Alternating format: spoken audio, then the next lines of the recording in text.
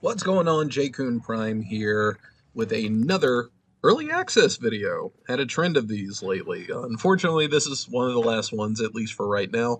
But thank you, before we get started, huge thank yous to Ubisoft for inviting me and allowing me to be a part of this. So, as the title of the video states, I got to play Star Wars Outlaws early. So I am part of the Ubisoft Creator Program, and they selected a group of us to plug in remotely and try out the game for a few hours under supervision and kind of get our, feet wet with how the game is. And I gotta admit, like, right off the jump, when this game was initially announced, I was kind of Star Wars out. I spent many a years on Star Wars Battlefront, and while I did enjoy the Star Wars Jedi series, it wasn't like something that really bowled me over. But the awesome people over at Ubisoft, I really feel like they kind of got a diamond in the rough with this game. So they have already shown that they are absolute royalty when it comes to making entertaining, big, open world, exploratory style action games. They've been doing it for years with Far Cry, and they also did it with Avatar not too long ago, which actually wound up being pretty good in and of itself. And if you dig that kind of gameplay, you're going to be right at home with Star Wars Outlaws. Now, I know a lot of people, when this was initially announced, were kind of like, you're not playing so-and-so, or you're not doing that, or you're not doing this, and whatever. Honestly, I think that's a good thing. The characters, making all original characters, really gives a chance to kind of flesh out the universe, and the Star Wars universe is absolutely massive, and this game will be no exception.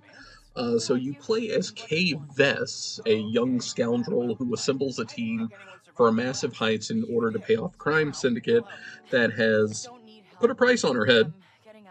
And they put us down for about 4 hours and had a few preset worlds and scenarios for us to play and kind of explore around and have some fun in. And gameplay wise, I gotta say, I was absolutely impressed with how it felt. Like, it felt really good. Controls were pretty responsive. Like, honest to God, I would say the only gripe I really had was weapons. While definitely a lot of fun, the recoil and the bucking on the weapons felt a little excessive for, I don't know, what we've seen blaster weapons do in Star Wars games over the years. This one kind of felt like it just kind of bucked all over the place. But I will openly admit that could just be a product of me playing remotely and the response time being a little different than how it would be just playing right on my computer, just me and the game, and not a online connection work between type of deal. But Kay, for the little bit of time we had with her, she definitely seems like an interesting character. She is certainly charismatic. Uh, in fact, she is quite funny in many situations. And she's paired up with this absolutely adorable lizard dog thing. I don't know what the hell he is, but his name is Vix, and or Nix, one of the two. Like, I forget. But he is not only like your little faithful companion, he's also hands down like one of your most useful tools in this game as well. And you can send him to sabotage equipment. You can send him to distract enemies where he just kind of flops on the floor and plays dead, and it's just one of the most adorable things you've ever seen. And you can send him to retrieve items. He can even send out a pulse to let you know where enemies and other items are in the area. And then it's just a hell of a lot of fun. The gameplay is a very good mix of like going guns blazing and like stealth covert action, kind of like Assassin's Creed or Metal Gear. It was definitely a lot of fun. I know I have a few friends that aren't a big fan of like the stealth genre, but I've always been a fan of it when it's done right. And it really felt like this was done really well. And that's just kind of a tip of the iceberg kind of situation. What really shines the most, as you can see with some of the gameplay that I'm showing here, and I'm chopping it up into bits and pieces because they only allow us a certain amount of time to do this video. So unfortunately, I can't show you everything, just kind of bits and pieces. Um, the world is what shines the brightest because we got to check out kind of like this dust ball planet. Obi-Wan Kenobi said that Mos Eisley was the core of scum and villainy in the galaxy.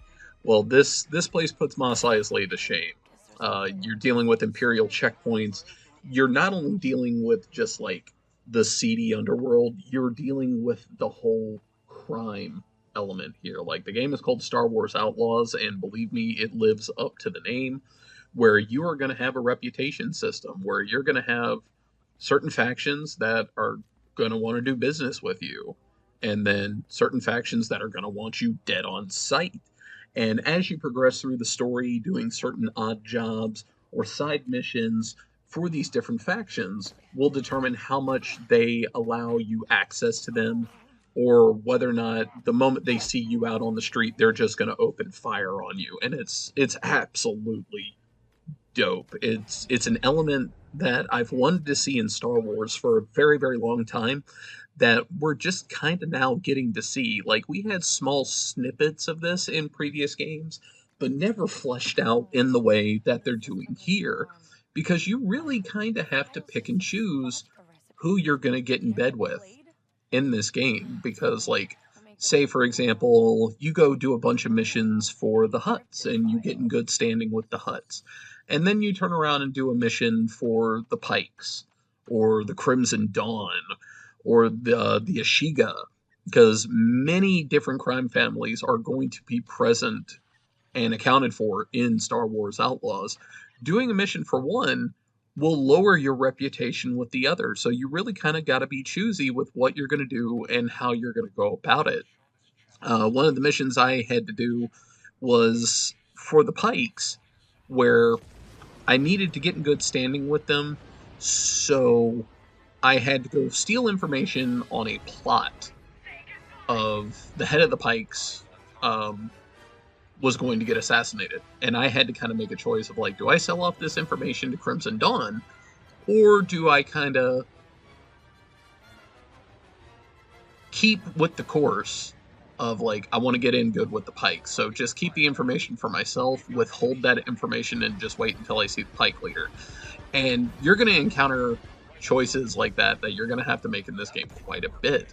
And then not only that, the amount of stuff that you can explore, I'll be the first one to admit, 4 hours was not enough to explore everything that we saw in these few little planets that we got to visit. We got to visit the one that you're seeing on screen right now, and then we got to visit the snow planet Kajini, which was, I believe, in Star Wars Rise of Skywalker, like the last of the sequel trilogy, I think they're referring to it as.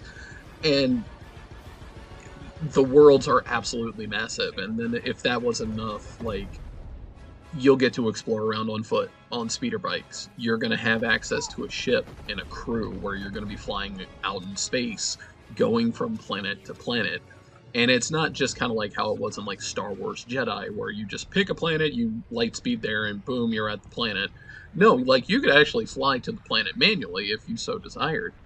And then all the little nuances that you have in the side missions, or even just kind of free roaming around, where you can go and pick up certain items or interact with certain machines, and that will give you certain skills or certain information where you can go do little mini games later, like betting on races or going and playing cards or going and gambling, and in true scoundrel fashion gives you the ability to cheat on these things in order to turn the odds in your favor. And that is just absolutely awesome. Like, if you ever wanted to just be a dastardly thief and scoundrel in the Star Wars universe, this is definitely going to be the game to do it, because it's a little bit of Metal Gear, it's a little bit of Far Cry, it's a little bit of Assassin's Creed. This game has something for everyone. And I usually don't say statements like that lightly. I'm kind of doubling down on it, especially with this originally being a game where I wasn't really paying much attention to it, and then I got the invite to check it out, and now I am just like, I can't wait for this game to come out. This is going to be so freaking cool. And I'm really curious to see, because they didn't give us a ton of backstory. Like I said, it was kind of like uh, predisposed pieces of gameplay that they gave us access to. And this was mainly just to kind of check out the game, not really dive in, get the story and the lore and all that type of stuff. But yeah, originally I just kind of wrote this off. I didn't care all that much. Now I can't wait for this game to come out. And I will be there on release day to check it out the moment it does. But I'm going to let some of the extra footage run for a couple minutes longer. I think they gave us like a maximum like 20 minutes. Um, and as you can tell, I've pretty much just scripted this completely off the dome, didn't write a script because I wanted to give you my genuine opinion, not like a scripted response on this. So a little less professional, but at least it's more genuine of like all the different things you can do in this game and what my initial impression of it was. So let me know what you think of Star Wars Outlaws down in the comments below. Will you be checking it out when it drops? I know a couple people already that were like really looking forward to it, and then a lot of people that were on the fence.